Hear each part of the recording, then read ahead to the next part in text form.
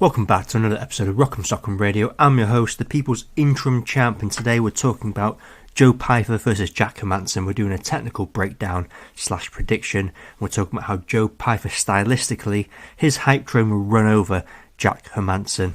Now, before we break down Joe Pyfer's game on a technical level, you have to note that Dana White bought Joe Pyfer a house recently, so of course the matchmaking is going to gift Joe Pyfer with a favourable matchup against an ageing vet. I'm predicting Pyfer decisions Jack Hermansson, but only because Jack Hermansson's too much of a tough SOB to get finished.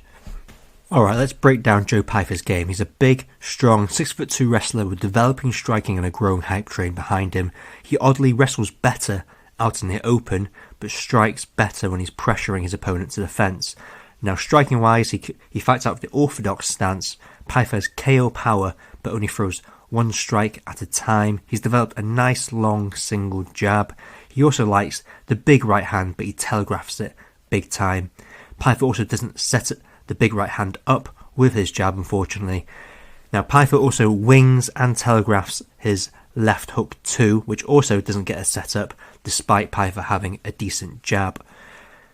Now, when his opponent's on the fence, his telegraph punches tend to land, but not so much when he's out in the open. When his opponent is on the fence, he opens up with combinations. When Pyfer lands, it often hurts. His striking is more effective when he's pressuring his opponent to the fence rather than out in the open. Pyfer, however, is susceptible to leg kicks, but doesn't always check them. Pyfer doesn't like getting kicked either. The kicks often stop his forward pressure.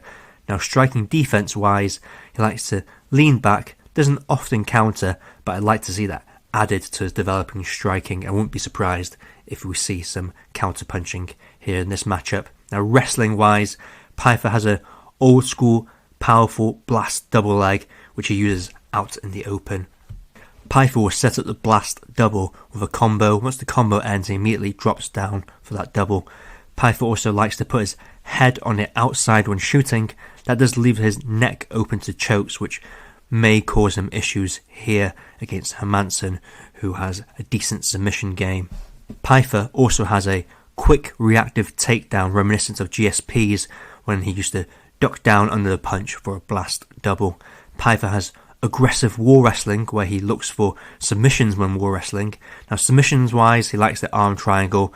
He looks for it when in top position or even in standing.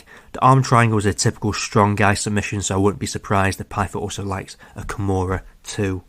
Now let's go for a technical breakdown on Jack the Joker Hermansson, who is a good grappler, but he has iffy wrestling, so spends most of his fights striking, unfortunately for him.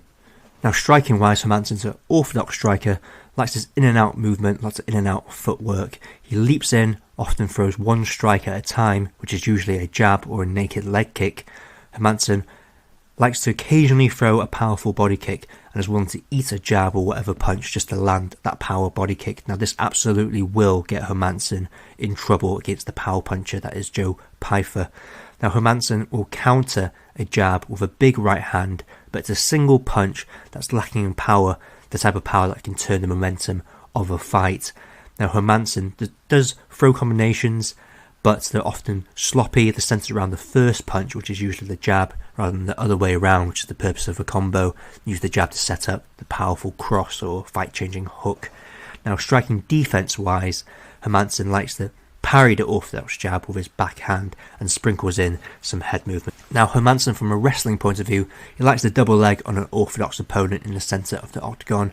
Hermansson will use the double leg from the centre to push his opponent to the fence. Now, if he doesn't finish the double leg in the open, that's basically his tactic to get the fight to the fence. And when offensively war wrestling, Hermansson will change takedowns by ditching the double leg, by dropping to his knees and coming up to a single.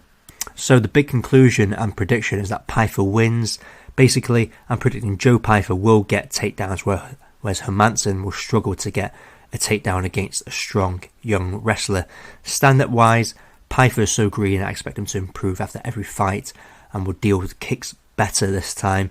Pyfer will either through skill or will land the power punches, which will make the difference and get the W.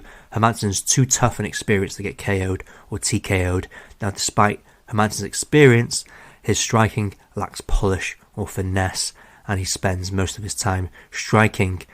I think this will be a close, unanimous decision, but Pyfer will get the win, and the Pyfer hype train not only continues, but Pyfer becomes a legit rising contender in the UFC's strangest weight class. Now, since Sean Strickland and Dricus du Plessis have managed to get the belt, who knows, Joe Pyfer could be our middleweight champion in 2026 maybe. Now, don't forget to like, comment, subscribe, it really helps the channel. I'm out.